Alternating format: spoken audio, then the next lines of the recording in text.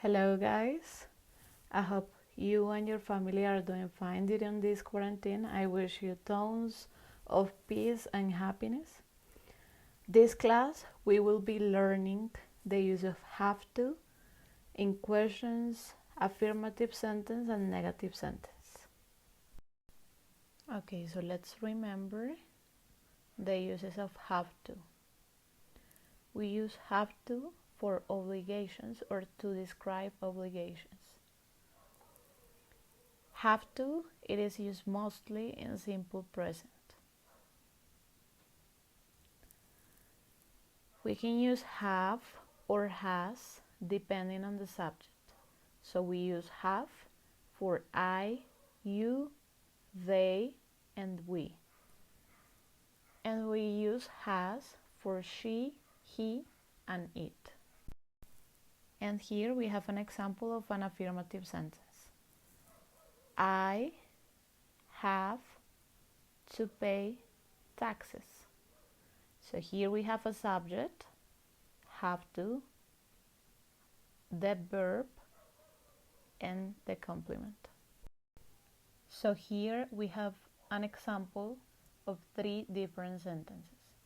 One is affirmative, one is negative, and one is interrogative. I have to do homeworks, but I don't have to work. Do you have to work or study?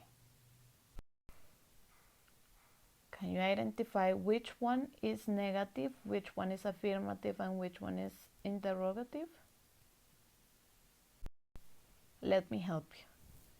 The first one is affirmative. I have to do homeworks. Remember, the second verb is in simple present.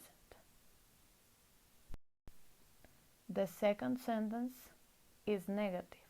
I don't have to work. Remember that we said before, we are going to use simple past. So we are using the auxiliaries that we normally use in simple past. Do and does. In this case, to say no, we are saying we don't have to work. And we use the auxiliaries for the interrogative sentences, that in this case is the last one. So do you have to work or to study?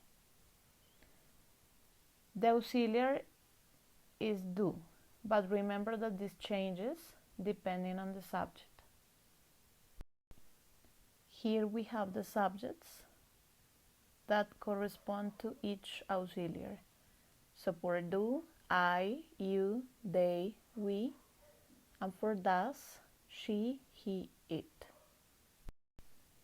Remember that we said that for she, he, and it, we are going to use has instead of have. But remember that like in simple present, when we use the auxiliary does or do, this form of the verb changes. So instead of has, when it's interrogative or negative, we are going to use have. Let's see the example. Does she have to wake up early? As you can see, this is a question, so it is an interrogative sentence. So in this one, instead of using has, we are going to use have, because we are using the auxiliary does.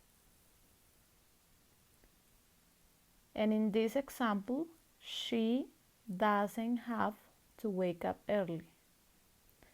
This is a negative sentence.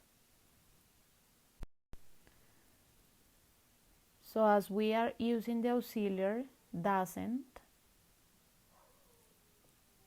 the verb is going to be have instead of has. So the conclusion is that we only use has for the affirmative sentence, and remember that this is only with she, he, and it. If you have any questions, please let me know through my email address or send me a message in Teams.